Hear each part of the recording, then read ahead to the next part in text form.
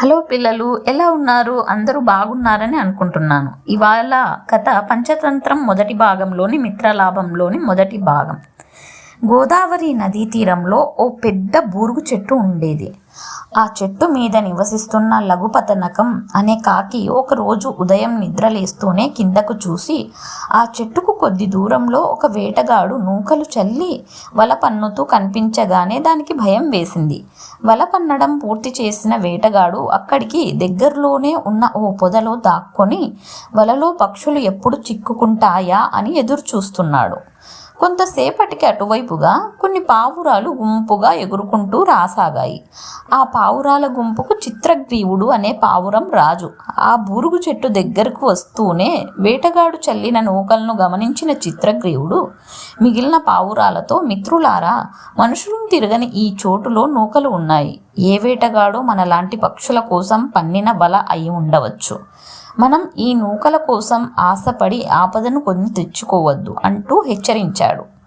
ఆ గుంపులో ఉన్న ఒక ముసలి పావురం చిత్రగ్రీవుడి మాటలకు నవ్వి, చిత్రగ్రీవ, అనవసరమైన అనుమానాలతో ఎదురుగా ఉన్న ఆహారాన్ని కాలదన్నుకోవడం మూర్ఖత్వం. ఆ బూరుగు చెట్టు మీద నివసించే పక్షులు ఆహారం తెచ్చుకున్నప్పుడు ఆ నూకలు వాటి నుంచి జారిపడి ఉంటాయి. అందుచేత అవి తినడానికి మనం క్రిందకు దిగదాం అంటూ సలహా చెప్పింది. వద్దు, మీరు నా మాట వినకపోతే మన గతి బంగారు కడియం కోసం ఆశపడి ప్రాణాలు పోగొట్టుకున్న బాటసారి వలె అవుతుంది అన్నాడు చిత్రగ్రీవుడు.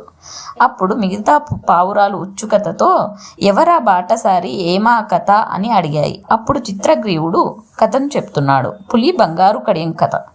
బాటసారి ఒకడు నగరానికి వెళ్దామని ఒక అడవి గుండా ప్రయాణమై వస్తున్నాడు.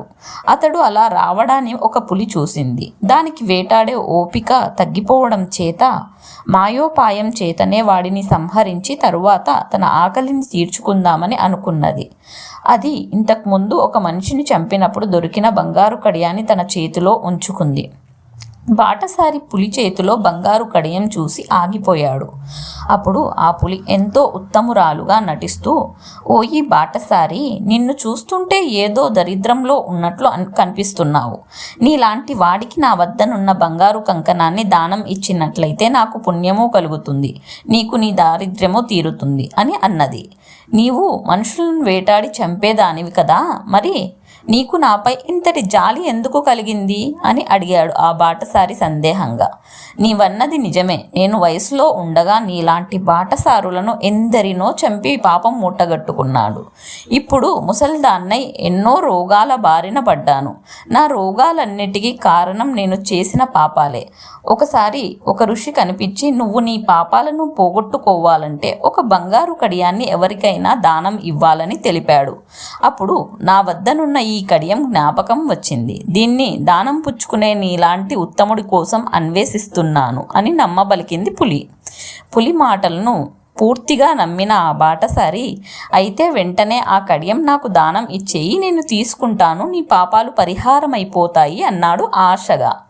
పులికి ఆ బాటసారి తన మాటలు నమ్మేశాడని అర్థమై, ఆహా, దానం అన్న ఉపాయం వీడి ప్రాణం తీయబోతున్నది కదా, పర్వాలేదు, కష్టపడకుండా ఆహారం సంపాదించుకునే మార్గం దొరికింది అనుకొని ఈ కడియాన్ని దానం ఇవ్వడానికి నాకేం అభ్యంతరం లేదు. నీవు ముందుగా ఆ పక్కనే ఉన్న చెరువులోకి పోయి స్నానం చేసిరా, ఆ తర్వాత ఈ కడియం నీకు దానం ఇస్తాను అన్నది.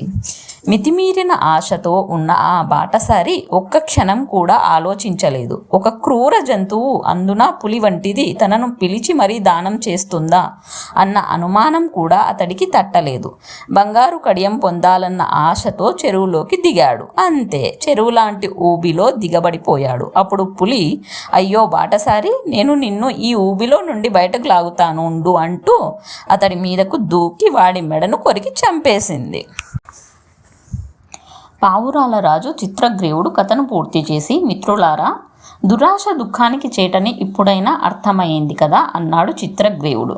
రాజు అయిన మాటలను మిగిలినవి పట్టించుకొనలేదు. ఇక అవి తన మాటను వినవని అర్థం చేసుకున్న చిత్రగ్రీవుడు, వీరికి రాజు అయిన కారణంగా నేను కూడా వెళ్ళవలసిందే అనుకుంటూ రాజధర్మాన్ని పాటించి వాటితో కలిసి ఆ నూకలున్న ప్రదేశం మీద వాలాడు. అంతే, కపోతాలన్నీ అక్కడ పరచబడిన వలలో చిక్కుకుపోయాయి. చెట్టు చాటున ఉన్న వేటగాడు ఎందుకైనా మంచిదని మరో వలను వీటి మీదకు విసిరాడు.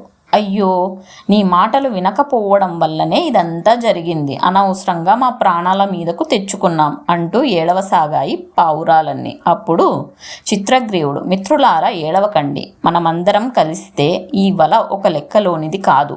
మన బలమంతా ఉపయోగించి ఈ వలతో సహా ఎగిరిపోదాం.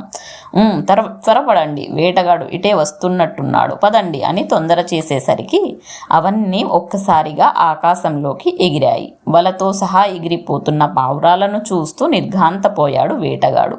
అది చూసిన లఘుపతనకం కూడా ఉత్సాహంతో పావురాల గుంపును అనుసరించింది. అలా పైకెగిరిన కపోతాలన్నీ చిత్రగ్రీవునితో, చిత్రగ్రీవా, నీ మాట విని మేము వలతో సహా ఎగరగలిగామే గాని ఇక మా వల్ల కావడం లేదు. ఈ వల నుండి మనల్ని తప్పించేవారు లేరా అని అడిగాయి దిగులుగా.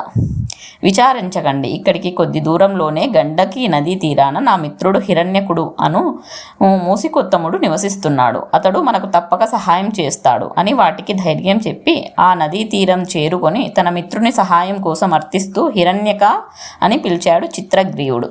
తన మిత్రుని కంఠస్వరాన్ని గుర్తిస్తూనే హిరణ్యకుడు కలుగు నుండి బయటకు వచ్చి తన మిత్రుడు వలలో బందీగా ఉండడం చూసి చిత్రగ్రీవుడి తాళను కొరకబోయాడు. కానీ చిత్రగ్రీవుడు ముందుగా తన వారి బంధనాలను విడిపించి తరువాతనే తనను విముక్తుణ్ణి చెయ్యమనడంతో హిరణ్యకుడు తన మిత్రుని సహృదయకు ఎంతగానో ఆనందించి అతడు చెప్పినట్లే చేసి చివర్లో చిత్రగ్రీవుని విడిపించాడు.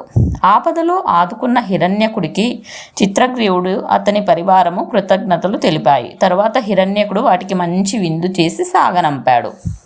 ప్రాణాల మీదకు వచ్చినప్పుడు మంచి స్నేహితుడు ఎలా ఉపయోగపడగలడో ఈ కథ ద్వారా అర్థమవుతుంది. ఇదంతా సమీపంలో వాలిన లఘుపతనకం అనే కాకి చూసింది. హిరణ్యకుడు వంటి ఉత్తమమైన వాడు తనకు కూడా మిత్రుడైతే తన జన్మ ధన్యమవుతుందని అనుకుంది లఘుపతనకం. అలా అనుకోగానే అది హిరణ్యకుడి నివాసం ముందు వాలింది. అలా వాలినప్పుడు దాని రెక్కలు విపరీతమైన శబ్దాన్ని చేశాయి. ఈ శబ్దాన్ని లోపల ఉన్న హిరణ్యకుడు విని, అమ్మో, ఇక్కడికి ఏదో గ్రద్ద వచ్చి వాలినట్లుంది, నేను ఈ చోటును వదిలి బయటకు వెళ్ళకూడదు అని లోపల నక్కి దాక్కుంది. ఓ మూసికొత్తమ, బయటకు రా, నా వల్ల నీకు ఆపద రాదు అంది లఘుపతనకం. అప్పుడు కలుగు నుండి బయటకు వచ్చిన హిరణ్యకుడు, ఎవరు నీవు, నన్నెందుకు పిలిచావు అని అడిగింది. నా పేరు లఘుపతనకం, నీ వంటి వాడితో స్నేహం కోరి వచ్చాను, నన్ను నీ స్నేహితునిగా చేసుకో అని అడిగింది లఘుపతనకం. నీతో స్నేహమా? నీవు నేను జాతిరీత్యా శత్రువులం. నీతో నేను స్నేహం చేస్తే నక్కను నమ్మి ప్రాణాల మీదకు తెచ్చుకున్న జింకలా అవుతుంది నా పరిస్థితి. కథ నచ్చితే లైక్, షేర్ అండ్ సబ్స్క్రైబ్ చేయండి.